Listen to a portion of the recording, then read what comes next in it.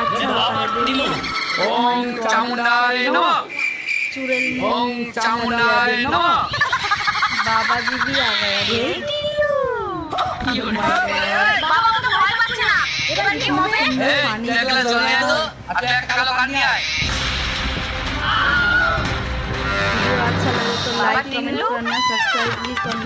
এই না বাবা 200 টাকা শুধু ওদেরকে বলবো আমাকে যেন বাপের বাড়িতে দিয়ে আসে আর হ্যাঁ বলবা দীপাবলিতে একটা শাড়ি দিতে টাকা পেয়েছি যখন কাজ তো করতেই হবে